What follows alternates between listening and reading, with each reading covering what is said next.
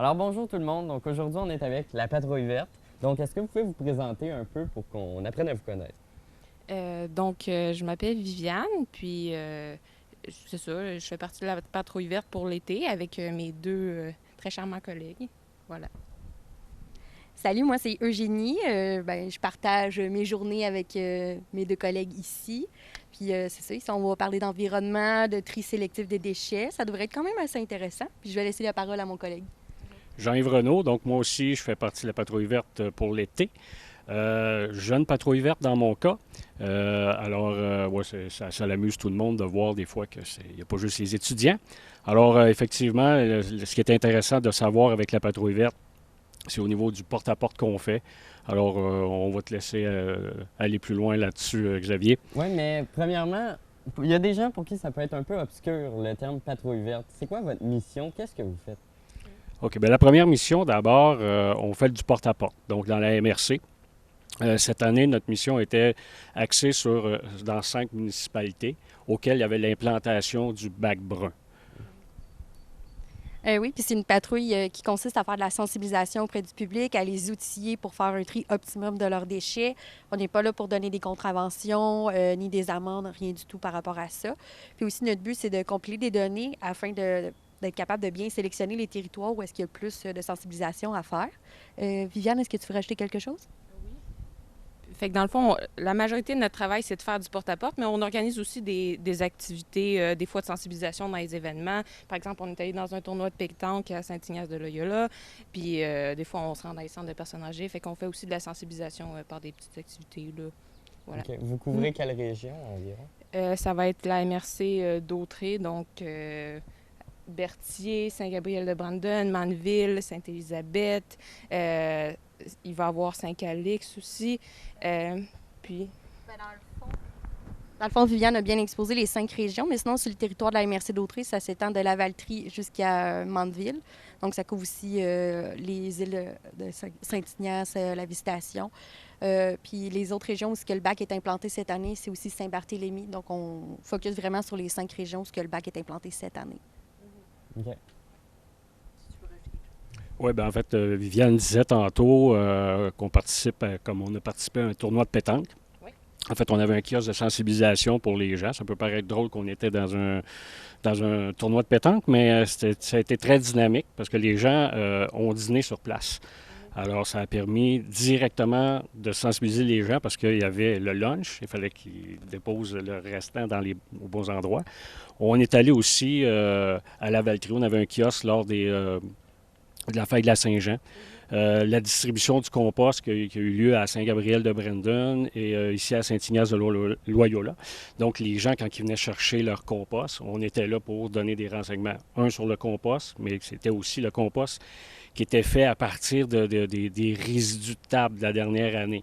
Donc, c'était du concret pour les gens parce que déposer de la matière organique dans ton bac brun, puis tu ne sais pas trop ce que ça donne en bout de ligne, bien, les gens pouvaient voir directement là, le résultat après quelques... Donc ça, c'était OK. très significatif, effectivement, pour les gens. Et est-ce que les gens en général sont réceptifs aux conseils que vous leur donnez? Je dirais oui. Oui. On a quand même, c'est sûr qu'on rencontre quand même un peu de résistance, mais règle générale, oui. Puis même les gens, de façon, en tout cas ceux qui répondent à notre sondage, très souvent, sont contents d'avoir pu nous ouvrir la porte, qu'on a pu répondre à certaines questions. Parce que c'est beau avoir un aide-mémoire, mais là, on est plus que l'aide-mémoire. Tu sais, on est comme un petit peu l'encyclopédie, si je peux me permettre l'expression, que là, ils peuvent répondre facilement, même s'ils ont un numéro de téléphone. Moi, ce que je sais jusqu'à maintenant, les gens sont extrêmement contents.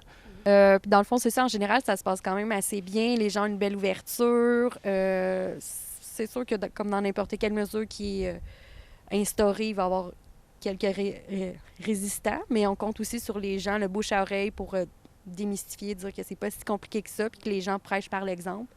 Donc, c'est ça. Viviane?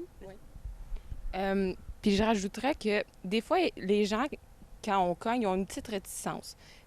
certains, pas tous, mais certains en ont. Puis des fois, juste quand on fait notre travail de patrouilleur, après ça, ils ressortent avec une idée différente du compost. Donc des fois, il y avait une notion de propreté. Puis avec les petits trucs qu'on peut leur donner, les outils clés, puis avec les réponses qu'on leur offre à leurs questions, peut-être à la fois... À la fin, des fois, ils ont un comportement complètement différent d'au début. Donc, je dirais que c'est là que la patrouille fait le plus de sensibilisation. OK. Puis c'est sûr qu'il y a des réalités différentes en fonction de si les gens habitent en campagne, de si les gens habitent en logement et tout ça. Mais en général, il y a quand même une belle ouverture partout sur la MRC, je dirais. Oui. Est-ce que le compost est quand même bien installé? Parce qu'on sait que c'est quand même récent qu'il y a eu l'arrivée du bac brun quand même dans beaucoup de maisons. Donc, est-ce qu'il y a beaucoup de gens qui ont ça? En fait, les 5 municipalités dans lesquelles on patrouille, c'est où est-ce que ça a instauré. Donc, Berthierville, Sainte-Élisabeth, Saint-Barthélemy, Mandeville et Saint-Gabriel-de-Brendune. Donc, ça a commencé au mois de juin. Donc, c'est dur de voir s'il y a des contaminations dans le bac, par exemple, s'il y a du styromousse ou du plastique. On n'est pas rendu à faire des suivis de collecte encore. Dans les municipalités où ce que ça a été implanté, comme la Valtrie, la Noret, Sainte-Geneviève-de-Berthier l'année dernière, ça va relativement bien. Puis on compte que d'année en année, les gens s'habituent aussi à utiliser le bac brun, qui démystifie, qui voit pas ça comme une tâche, mais comme un outil. Donc jusqu'à présent, ça se passe relativement bien, oui. Donc, est-ce que vous pouvez nous parler un peu, démystifier qu'est-ce qui va dans le bac brun, qu'est-ce qui va dans le bac bleu, qu'est-ce qui va aux ordures? Parce que je vois que vous avez amené tout un tas de déchets. Puis là, moi, je suis un peu perdu là-dedans. Là. J'ai besoin de conseils. Ben, le but, c'était pas de te perdre, mais c'est de t'outiller. Mais si tu regardes, c'est volontaire que j'ai mis une petite poubelle noire. Parce qu'une fois que tu fais le recyclage, bon, bien sûr, le petit bac de recyclage n'est pas représentatif, mais le bac de déchets pourrait être représentatif, par contre, pour quelqu'un qui ferait vraiment bien son recyclage, quelqu'un qui participe très bien à la récupération des matières organiques. Donc, au niveau des déchets, je te dirais facilement quelqu'un qui fait attention pour 4 personnes. J'aurais tendance à penser que ça pourrait être... OK, il n'y a pas besoin d'un gros bac. Pas besoin d'un gros bac. OK. À moins qu'il y ait des enfants en bas âge auxquels il y a des couches, un exemple. On tombe dans une autre dynamique. Moi, je vous propose qu'on commence par le compost, ensuite qu'on aille pour le recyclage, les résidus domestiques dangereux, puis ensuite les poubelles. Viviane, est-ce que tu veux parler un petit peu plus du compost? Si ça te tente. Donc, comme vous voyez, on a amené certains exemples ici. Donc, ça, c'est notre petit bac. Puis que, on va vous montrer l'intérieur. Nous, on n'est pas bon en origami, mais en général, vous pouvez mettre un peu de papier dans le fond pour pas que ça salisse les parois du bac. Puis, on a amené un petit exemple de compost exemplaire ici. Donc, vous avez la petite pelure d'avocat, et les sutous que vous pouvez mettre ici, la pelure de banane. Ça, c'est toutes des choses que vous pouvez mettre dedans. Vous pouvez mettre mouchoir aussi, coquilles d'œufs également, ça peut tout aller dedans. Les poches de thé, ça peut aller dedans si c'est pas en plastique. Donc, si vous voyez que c'est une poche qui n'est pas en plastique, ça peut aller dedans également. Donc, ça, c'est vraiment... ça, c'est très exemplaire. Voilà. C'est notre collègue qui l'a fait. Exemplaire. Sinon, vous pouvez aussi mettre... Bon, là, on le voit peut-être moins. Oui, mais quand vous vous faites livrer une pizza, la boîte, même si elle est un peu souillée, vous pouvez la mettre dans le compost à ce moment-là. Puis, vu que ça va être décomposable à ce moment-là. Fait que voilà pour ça. Puis, on a aussi un petit cup en café ici, mais lui, il est ciré. Fait qu'il faut faire attention parce que les cups de café Tim Hortons, vu qu'il y a une pellicule plastique dedans, ce ne sera pas compostable. Oui, voilà, comme ça. Mais celui-là, il va l'être. Là. Quand vous voyez que c'est un peu ciré, celui-là, il est de Dixie. Voilà. Puis un dernier point sur le compost, c'est que dans la MRC d'Autrey, on n'accepte pas les sacs en plastique, même s'ils sont biodégradables, oxydo-biodégradables, comme vous montre mon collègue Jean-Yves. On va accepter les sacs de papier, puis des petits papillotes de papier journal qu'on va pouvoir faire. Sacs de papier, ça peut être des gros comme ça pour votre bac. Puis il y en a aussi des plus petits que vous pouvez acheter. Voilà. Parce que, dans le fond, pourquoi on n'accepte pas les sacs en plastique? Parce que quand ça va aller au site de EBI, à ce moment-là, ils ne seront pas capables de se dégrader aussi vite que la matière qui va être à l'intérieur. Fait que vraiment, vu que l'idée, c'est de redonner le compost qui est produit aux agriculteurs et aux citoyens qui ont des plates-bandes qui veulent puis qui veulent avoir du compost à ce moment-là, les sacs vont pas être complètement décomposés à temps. Fait que c'est pour ça. Fait que je sais pas si j'oubliais de quoi. Oui. Pas rien oublié. OK. Peut-être revenir un petit peu au sens de ta question. On a quand même élaboré, mais tout ce qui est nourriture, OK. vraiment tout ce qui est nourriture va dans le bac brun. Cependant, il y a peut-être des petites choses, des petits éléments à apporter parce que souvent, ce qu'on se fait poser comme question, ouais, mais là, il va y avoir des mouches, il va y avoir des vers, etc. Effectivement, ça se produit en période plutôt chaude comme on vit présentement. Et pour ça, bien, il faut apporter certains petits changements dans nos comportements. Je vais laisser Eugénie élaborer ce qu'il faut faire, entre autres, avec tout ce qui est la nourriture qui vient d'un produit animal. Mais tout ce qui est végétal, c'est aucun problème, on le met directement dans le bac. Puis même, Viviane parlait tantôt des papiers qu'on met à l'intérieur. Mais moi, ce que je conseille souvent aux gens, étant donné qu'on les a déjà, les papiers, à tous les fois que vous allez porter quelque chose dans le bac, enveloppez-les dans du papier. Comme ça, votre bac reste beaucoup plus propre. C'est beaucoup plus facile à gérer. Je vais te laisser parler des restes animaux. Donc, par reste animal, ça peut être, par exemple, au restant de table, de souper, contenant de la viande, les os, les carcasses de poulet, les carcasses de crustacés. C'est ça qui va attirer le plus de mouches. Les mouches vont rentrer à l'intérieur du bac, ils vont pondre, c'est là qu'on va avoir des vers. Les vers vont aller se nourrir, dans le fond, de la nourriture. Fait que pour éviter d'avoir des vers, ce qui est l'avantage ici, c'est que vous avez des bacs extérieurs avec une clenche. Ça va éviter que les mouches puissent rentrer.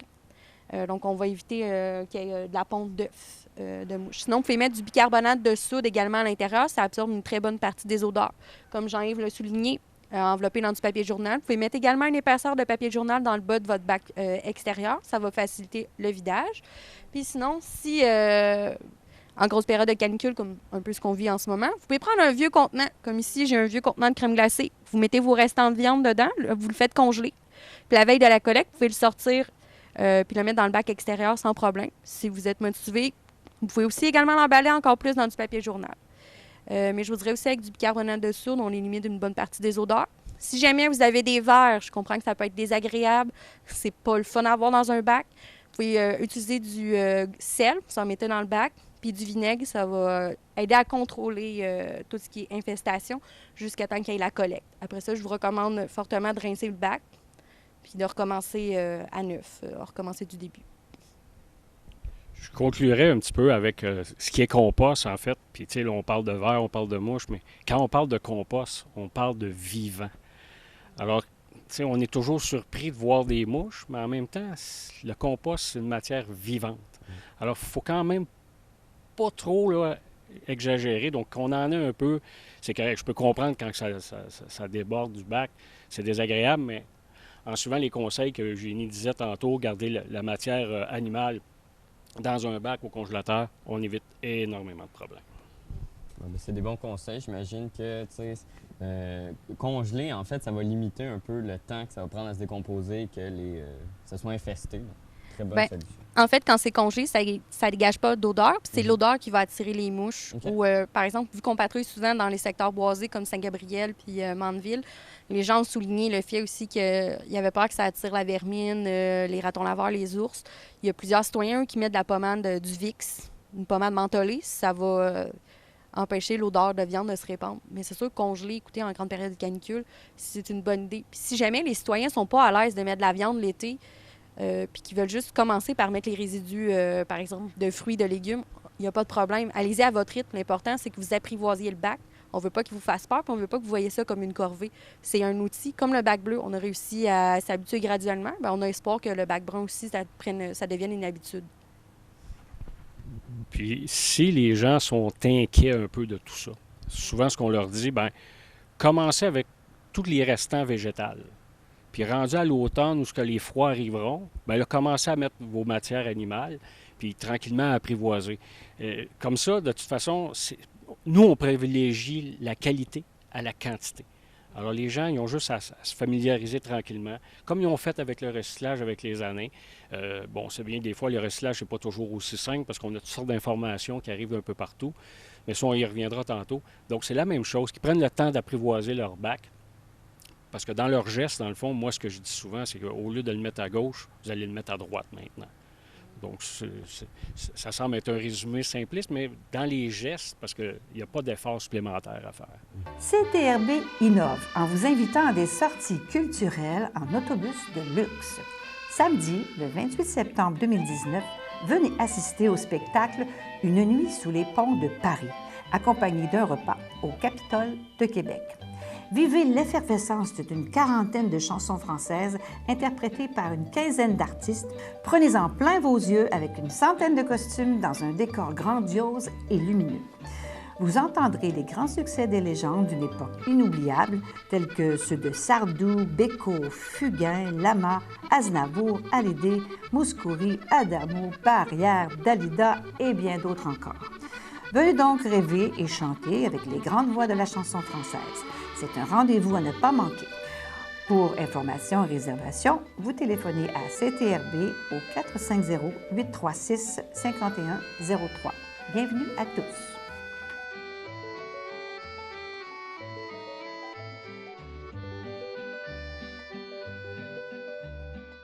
Sachez que vous pouvez nous faire part de vos commentaires, soit pour une annonce gratuite sur notre babillard ou toute autre suggestion en nous rejoignant par téléphone au 450-836-5103, 450-836-5103, ou bien par courriel tvcberthierville@hotmail.com, sur Facebook en écrivant Facebook CTRB. Et surtout, n'hésitez pas à visiter notre chaîne YouTube afin d'y retrouver une grande partie de notre programmation sur YouTube CTRB. Les émissions sont classées par catégorie, vous permettant de chercher moins longtemps. Vous pouvez aussi cliquer sur le rectangle rouge « S'abonner » pour être à l'affût des dernières émissions enregistrées. En fait, on pourrait en rajouter beaucoup sur le compost, mais effectivement, tout ce qui est Kleenex, essuie-tout. Donc, les Kleenex, souvent, les gens se font une drôle d'image parce que, bon, on s'entend que si on a un rhume ou quoi que ce soit, mais il reste qu'il faut jamais oublier une chose, je l'ai dit tantôt, le compost, c'est une matière vivante. Donc, une matière vivante, c'est quoi? C'est des bactéries, c'est des micro-organismes. Donc, on s'en fout un peu ce qu'il y a dans le Kleenex. Donc, c'est des microbes, c'est des micro-organismes qui vont se transformer au fil du temps. Un coup, le compost mature, il ne reste plus de maladie à l'intérieur de ça. Ça s'est tout transformé. Alors, puis là, on parlait tantôt les chats, donc le poil de chat, les cheveux. Hein, on avait et on comprendra que ce n'est pas mes cheveux qui sont là-dessus. C'est clairement tes cheveux, arrête. OK, depuis longtemps. Et donc, les ongles, on le disait tantôt. Effectivement, on peut avoir des drôles d'images avec ça, mais les micro-organismes, les bactéries le transforment. Puis ils nous font une qualité d'amendement, parce que je ne veux pas employer le mot terre. Les gens disent tout le temps « Wow, ça fait de la belle terre noire ». Non, c'est un amendement naturel, puis même c'est pratiquement antibiotique pour le sol lorsqu'on utilise du compost. On a pas mal parlé, fait le tour du compost. Tout ce qui vient du vivant dans le compost. Voilà, très bien résumé, effectivement, très bien résumé. Ça ne peut pas être plus clair que ça. Bon, on va passer au recyclage. Oui, alors Viviane, je te laisse commencer. OK, parfait. Donc, dans le fond, ce qu'on va mettre en général dans le recyclage, ça va tout ce qui va être plastique, carton, puis vitre, contenant en vitre. Oui. Donc, les bouteilles en vitre, là, c'est une bouteille de lait qu'on a ici, mais toutes les bouteilles sont acceptées. Les contenants aussi, comme ça, où est-ce que vous mettez votre marmelade, et en tout cas, tous les petits contenants en vitre que vous utilisez. Sinon, une chose que les gens sont souvent surpris, c'est que le styromousse, on peut le mettre dedans. Donc, que ce soit de couleur, que ce soit blanc. Donc, la petite braquette de viande, quand c'est vraiment pour la nourriture, pour la viande, vous pouvez la mettre dedans dans le recyclage à ce moment-là. Juste la rincer. Oui, il faut que ce soit rincé, puis vous pouvez rincer grossièrement, puis après ça, le mettre dedans. Donc, ici, on a aussi quelques exemples. Les plastiques de 1 à 7 sont tous acceptés. Par exemple, les copeaux de yogourt, ça va être accepté. Les petits trucs de lait puis de crémette ici aussi. Vous pouvez aussi mettre les petits paniers. On est dans le temps des Ouais. fraises. Oui. Fait qu'on a... Effectivement, il va au recyclage. Oui. Voilà. Donc, ici, vous avez vraiment un bon exemple de tout ce que vous pouvez mettre. Oui, voilà. Puis, c'est ça, comme on disait tantôt, quand vous allez au Tim Hortons, ça, malheureusement, ça ne va pas dans le compost, ça va dans le recyclage. Donc, ça peut être une question qu'on a. Puis, si on a un petit contenant de mayonnaise que vous pouvez mettre aussi. Puis, pour les papiers toilettes, vraiment, tout ce qui va être carton aussi, ça peut aller dedans. Voilà. Fait que, oui, je vais vous... à Eugénie. Bien, dans le fond aussi, le mot d'ordre, c'est tout ce qui est contenant, imprimé, emballage. Donc, votre bouteille de lait, c'est un contenant, ça contient du lait, ça va aller au recyclage. Aussi, tout ce qui est aluminium, c'est recyclable à l'infini. Donc, même l'aluminium qui est sale, qui est souillé, par exemple, vous faites du barbecue, vous faites une papillote, vous faites juste enlever l'excédent de nourriture et faire une boule compacte, le mettre dans le recyclage. Vous pouvez voir également ici, il y a un sac avec plein de papier déchiqueté. C'est dans un sac transparent. Une fois rendu sur la plateforme de tri, ça va être retiré puis ça va s'en aller dans la section qui est toute papier.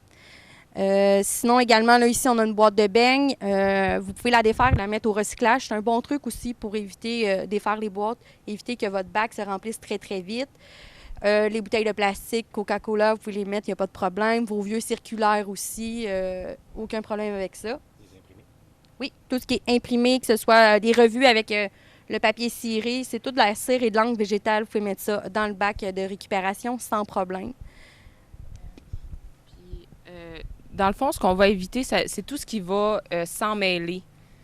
Parce que quand ça va aller se faire trier, ça va s'en mêler dans le convoyeur, dans le fond. Fait que, comme ma collègue vous montrait, par exemple, le chargeur ici, ça, on ne pourrait pas mettre ça dans le recyclage.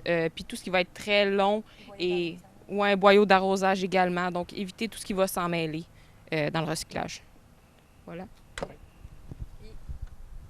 Un truc, un boyau d'arrosage, c'est ni un contenant, ni un imprimé, ni un emballage. Ouais. Donc, ça va finir aux poubelles. Puis aussi, je voulais mentionner peut-être les bouteilles de verre, certaines bouteilles de verre, les canettes. On peut aller les vendre aussi à l'épicerie au lieu de les mettre dans le bac, donc ça fait un peu de sous et ça peut être... Tout à fait, effectivement. On parlait tantôt de la bouteille de Coke, mais effectivement, c'est consigné. Donc, on 5 sous, on peut le rapporter, mais c'est sûr que si c'est envoyé au centre de tri, ben, ils vont le récupérer eux autres, c'est eux autres qui vont récupérer les sous. Donc, alors, c'est un choix. Ben oui. C'est un choix. Donc, ici, on a tout ce qui est résidus domestiques dangereux. Par là, on entend ce qui est arrêt au sol ici. Vous avez des petits symboles ici d'explosifs, puis avec une petite flamme.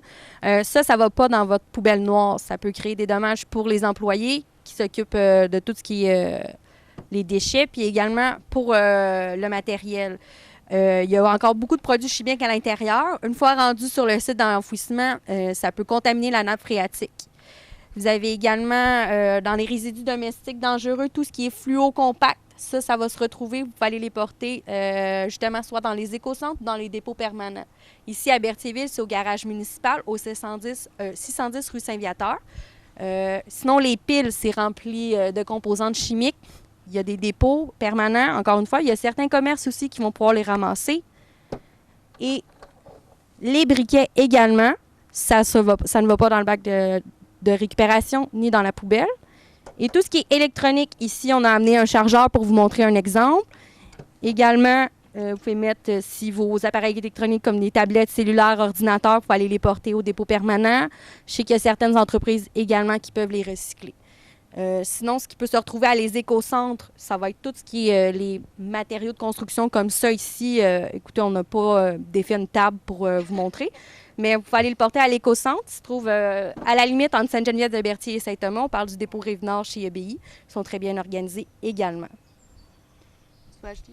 Oui, bien aussi, profiter des organismes communautaires. Tu sais, tantôt, des fois, il peut y avoir une deuxième vie.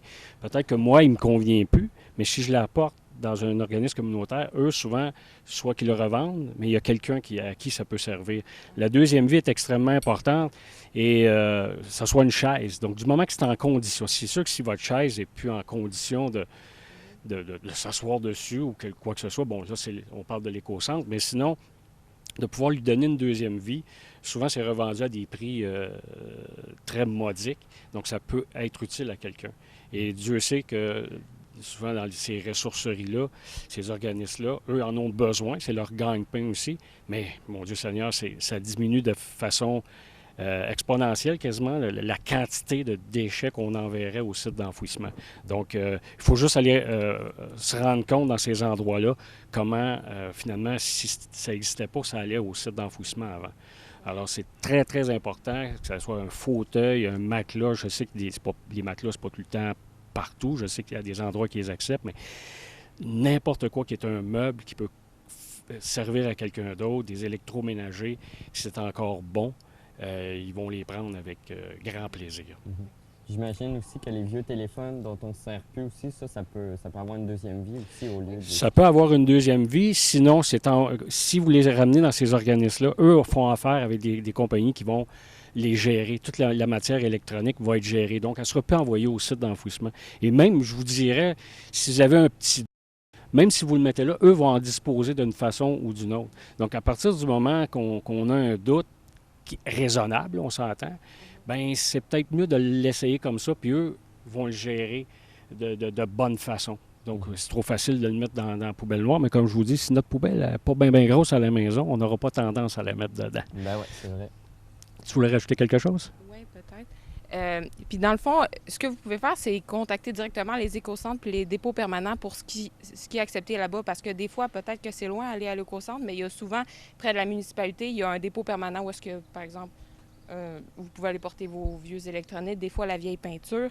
Puis vraiment, c'est ça, peut-être les contacter directement sur ce que vous pouvez aller mettre là-bas, parce qu'il y en a à peu près dans toutes les municipalités aussi, pour les résidus dangereux. Je pense que c'est tout. En ce qui a trait aux ampoules incandescentes, est-ce que ça rentre dans les résidus dangereux ou c'est complètement à part? Résidus dangereux. OK. Entre autres, on l'a dit tantôt, les fluos compacts, à cause du mercure qu'il y a à l'intérieur. Ça, évidemment, on peut le ramener à l'écocentre, mais théoriquement, c'est un déchet. Puis souvent, les gens nous demandent pourquoi. Bien, je ne peux pas diviser le métal et le verre qu'il y a dessus. Donc, souvent, en tout cas, dans le cas d'une ampoule, quoi qu'on en trouve de moins en moins, mais effectivement, ça reste un déchet quand même. Mais on peut le rapporter à l'écocentre, puis ils vont le gérer. Tu sais, si vous avez un doute, au moins à l'écocentre, bien, ils vont vous donner des indications, dire, bien, tu le jettes parce que il n'y a rien à faire. Mais sinon, oui, c'est des déchets dangereux. Comme on parlait des piles tantôt, lorsque c'est enfoui, des piles, c'est extrêmement polluant. Alors, au moins, quand c'est géré, tout ça, il y a des matières qui, curieusement, souvent, entre autres un aérosol, peut exploser dans le camion. C'est comme ça. Donc, c'est important de le faire. Puis je pense que c'est aussi le devoir, c'est un devoir de chacun, c'est un devoir de citoyen. C'est pas juste de dire, ben moi je paye des taxes, puis c'est la municipalité qui m'en occupe. Donc ça pour moi, je pense que c'est un devoir que le citoyen a au départ, de dire, ben OK, c'est à moi de me renseigner. Donc, ils ont le téléphone de la MRC, ils ont un aide-mémoire. Donc, c'est facile pour eux d'aller chercher une information supplémentaire. Dans le fond, dans ce qui est déchets, on en a mentionné les couches jetables. Ça continue d'aller aux déchets. Vous pouvez enlever les résidus solides comme ils le mettent dans la toilette, tout ce qui est excrément fécal. Sinon, si vous n'êtes pas à l'aise, continuez de le mettre dans les poubelles. Les tuyaux d'arrosage, comme on a mentionné tantôt, c'est ni un contenant, ni un imprimé, ni un emballage. Si c'est pas de la matière organique, ça va aller à la poubelle. Également, par exemple, ma brosse à cheveux ici, une fois que j'ai enlevé les cheveux, que j'ai mis d'ailleurs au compost, ma brosse à cheveux, c'est ni un contenant, ni un imprimé, ni un emballage. Ça va aller à la poubelle également. Même chose pour les brosses à dents. Je voulais le mentionner aussi, les pansements, ça continue d'aller à la poubelle. Donc, par exemple, l'emballage, on peut le mettre au recyclage. Est-ce que vous voulez ajouter autre chose pour cette catégorie? Non, ben, en fait, comme je disais tantôt, la poubelle est petite. Donc, quand on regarde ce que Eugénie a élaboré, il ne reste plus grand-chose à la poubelle, effectivement. Elle est au régime. On met la poubelle au régime avec la matière organique. Parce que, de règle générale, on détourne à peu près de 30 à 50 de matière qu'on jetait avant, que là, on envoie à matière organique. Donc, forcément, que si on recycle tout à la maison, ben, et puis là, on se met à faire comme il faut le tri de nos matières avec la matière organique. Il ne reste plus rien. Puis, évidemment, c'est ça que, comme Eugénie disait, si on a des enfants, bien, forcément qu'avec les couches, il y a plus de déchets. Mais c'est chacun, dépendamment comment on gère ça à la maison. Évidemment, je te passe le micro, mais évidemment, ça va surtout aussi notre type de consommation. Donc, effectivement, la réduction à la source. C'est là que ça commence. Puis je pense qu'une fois qu'on fait que le bac brun est rendu à la maison, je pense que les gens réalisent plein de choses. En tout cas, on se le fait dire sur le terrain que hey, depuis que je fais la matière organique, j'ai plus rien dans ma poubelle. Ça, on se le fait dire régulièrement. Viviane? Oui. Bien, pour aller un peu dans le même sens que Jean-Yves, il y en a presque plus, mais en même temps, des fois, on dit zéro déchet, mais il en reste toujours un petit peu. Mais je pense que tu l'as bien dit, tu as dit au régime, c'est-à-dire qu'il y en a un mini peu, mais il en reste quand même un peu. C'est pas complètement zéro déchet, mais comme vous voyez, la majorité a été enfouie. Sinon, pour les couches jetables, il y a une subvention de 100 $ de la municipalité qui peut être donnée pour les résidents de la MRC pour un programme de couches lavables. Donc, vous amenez votre reçu, puis après ça, vous remplissez un formulaire en ligne, puis vous pouvez avoir une subvention de 100 $ si le citoyen utilise une couche lavable. Donc, ça peut peut-être être intéressant pour les jeunes parents à ce moment-là. Bien, effectivement. Donc, on s'approche un peu du zéro déchet, justement, avec ces presque. astuces-là pour réutiliser ces déchets-là. On est sur la bonne voie. Bien, justement, peut-être qu'on ne l'atteint pas beaucoup, mais justement, on met la poubelle au régime. Donc, ça, c'est quand même une bonne avancée parce qu'on sait que, il y a quelques années, tout ce qui est au compost, justement, on a laissé à la poubelle et on avait beaucoup d'ordures. Mais là, justement, si on respecte bien ce que vous nous avez dit, il n'y en a plus beaucoup des déchets. En fait. Effectivement, mais c'est sûr que là, après ça, on touche le point de réduction à la source. Ça, c'est un autre phénomène. Puis ça, c'est chacun à soi. Puis des fois, il faut dire que dépendamment des endroits où on reste, c'est pas toujours évident de dire on va acheter des choses sans que ça soit emballé. Tu sais, si j'ai juste un supermarché dans le coin puis c'est tout suremballé, je suis pris avec. Tu sais, je donne souvent l'exemple de Montréal parce que je suis allé à Montréal puis quand il y a des marchés partout. Donc, c'est facile d'acheter en vrac. Mais là, c'est le temps. Il commence à avoir des marchés un peu partout. Les gens visitent beaucoup des endroits de terroir. Donc, c'est peut-être une façon de diminuer nos déchets en visitant ces gens-là pour justement avoir le moins de déchets parce que le suremballage est très présent dans nos vies. Oui. Je peux me répondre à cette question-là, mais tu sais, des déchets qui sont plus pérennes, mettons qu'on les laisse dans la nature, qui prennent plus de temps à se décomposer, peut-être. Bien, ça peut être difficile parce que c'est du cas par cas, mais entre autres, on va parler du phénomène du plastique. On entend tellement parler. Effectivement, du plastique dans la nature. Si on parle, mettons, la brosse, je ne pourrais pas dire combien de temps, mais assurément plusieurs années. Puis même, je veux juste faire un parallèle avec ça parce que souvent, on se fait poser la question, « Ouais, mais quand que je mets ma nourriture, je l'enterre, ça fait comme du compost. » Malheureusement, non.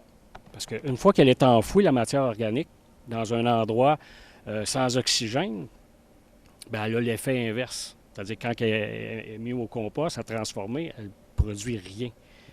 Peut-être d'infime CO2, mais c'est tout. Mais quand je l'enfouis, là, on parle de méthane, qui est 21 fois plus polluant que le CO2. Alors, c'est toutes les raisons, c'est polluant. La nourriture envoyée au site d'enfouissement, c'est un polluant. Comme le plastique, comme tout ce qu'on peut enfouir, effectivement. Tu voulais rajouter? Oui, bien en fait, aussi, le compost, c'est une manière aussi de donner une deuxième vie puis de valoriser une matière qui peut être valorisable au lieu de l'enfouir. Puis, un exemple pour le compost, par exemple, un morceau de bois de cette grosseur-là, c'est très, très dense. Ça va prendre vraiment beaucoup de temps à se décomposer. Donc, c'est pour ça qu'on recommande aux gens d'aller dans les éco-centres. Même chose pour le matériel électronique. C'est plein de composés chimiques qu'une fois rendus dans le site, ça peut contaminer une nappe phréatique. Les télévisions, les ordinateurs, les écouteurs, une caméra, ça va pas au site d'enfouissement, ça va pas dans une forêt non plus parce que malheureusement, il arrive encore des dépôts sauvages. Les gens sont peut-être pas outillés pour aller les porter au dépôt permanent. Sinon, comme on disait tout à l'heure avant l'entrevue, tout ce qui est siège d'auto qui n'est pas conçu pour être démonté puis qu'il n'y a pas de marché pour le recyclage, mais malheureusement, ça va quand même continuer à aller au site d'enfouissement si c'est pas encore bon pour d'autres familles pour une deuxième vie. Effectivement, c'est des éléments qui peuvent être très, très longtemps dans l'environnement. Donc, si on est capable, souvent, souvent, il y a certains organismes qui font, ils vont prendre une matière comme ça, puis ils vont être capables de prendre, mettons, une partie de ce qui est électronique, de le mettre de côté, une partie métal, de le mettre de côté. Puis s'il y a le tissu qu'on va envoyer aux déchets, puis si le plastique, il y a une possibilité on va le faire. Donc, il y a toujours moyen d'essayer de voir qu'est-ce qui peut être fait. Parce que je pense que c'est notre responsabilité citoyenne à faire ça. Donc, bien important. De prendre le temps d'analyser les choses. Puis si je peux ajouter, mes collègues ont vraiment très bien résumé ça. Je dirais plastique, mais vitre aussi. Ça se décompose très, très lentement. Ça peut prendre des centaines et des centaines d'années. Fait que ça, c'est une autre matière que c'est important de garder en tête, que ça prend du temps à décomposer. Il y a certaines consignes qui se font pour les bouteilles. Et voilà, sinon, récupérer un petit pot comme ça, ma collègue aimait ses fruits dedans. Ça peut être une super bonne idée, tu sais, des petits gestes simples comme ça. Fait que vite, plastique, je pense, à mes connaissances. Oui. Peut-être rajouter l'aluminium. L'aluminium se recycle à vie. Et l'aluminium ne perd aucune de ses propriétés de base. Donc, si je recycle une canette d'aluminium, elle va me redonner exactement une canette d'aluminium. Donc, c'est important de... Bon, si on ne veut pas l'envoyer à consigne parce qu'on ne veut pas aller chercher le 5 sous, c'est propre à chacun, mais au tout le moins, de la départir, de la mettre au recyclage. Parce que recycler de l'aluminium, puis même s'il faut le rincer, ça devient beaucoup moins dispendieux.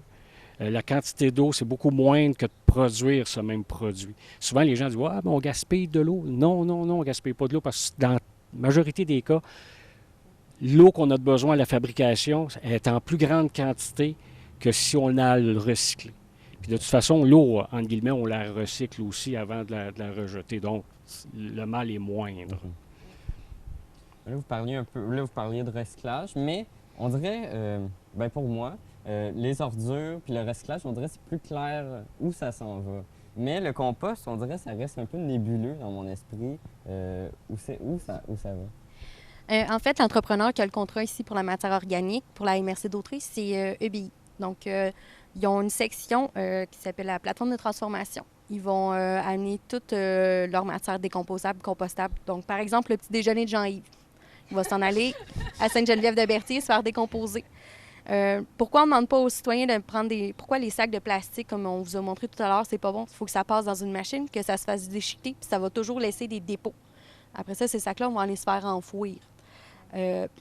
Donc, ensuite, tout ce qui est organique, ils vont être placés en gros ondins, donc en des grosses sections de compost qui vont maturer à des rythmes différents. Ça va être brassé, oxygéné.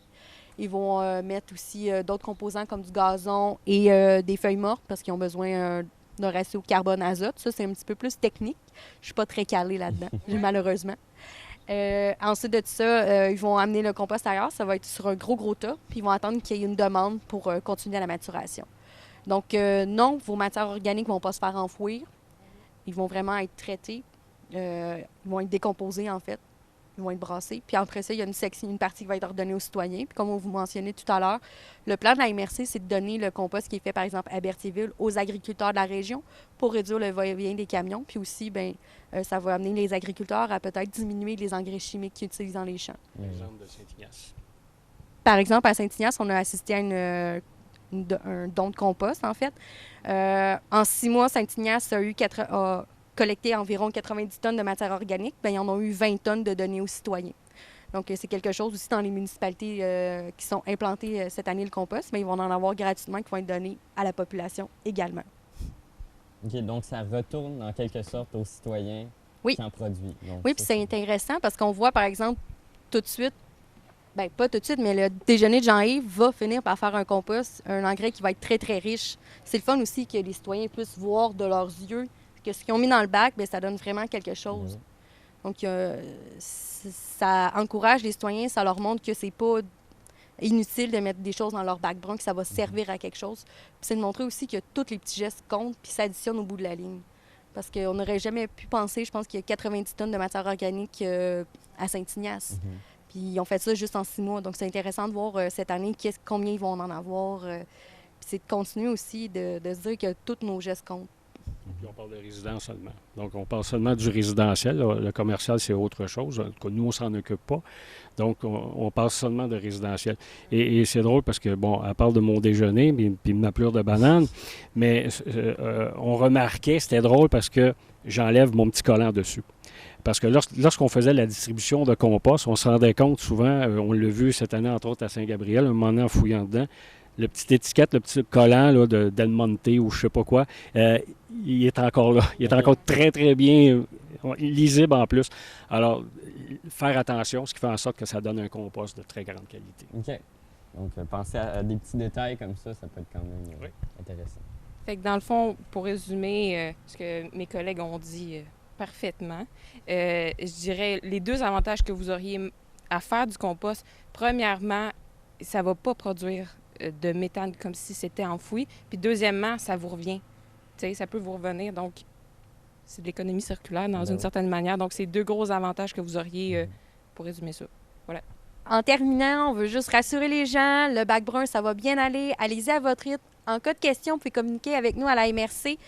Il y a notre numéro sur l'aide-mémoire magnétique que vous avez reçu avec le bac brun. On est là pour vous aider. Si vous voulez que la patrouille verte vienne vous voir cet été, ça va nous faire plaisir de se déplacer. Puis, inquiétez-vous pas, ça va bien aller. Comme Eugénie disait aussi, souvent pour le bac brun, entre autres, des multilogements, des fois, ça peut être plus problématique. Donc, on peut faire des interventions. Donc, vous pouvez nous appeler, vous pouvez vous regrouper, tous les locataires, une journée, puis on peut aller vous voir, puis vraiment que tout le monde, on puisse expliquer, démystifier le fameux bac brun, parce que ça semble des fois être un petit peu mythique, mais c'est tellement simple.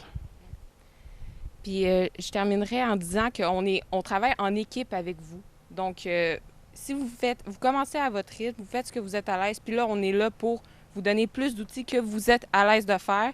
C'est vraiment la ligne de pensée de la MRC. Puis que ce soit pour des activités ou pour, si vous voulez qu'on vienne, ça va nous faire plaisir. Puis comme vous voyez, on a vraiment une super belle équipe dynamique. Puis c'est ça, je vous souhaiterais un bel été. Puis au plaisir de vous rencontrer. Tout à fait.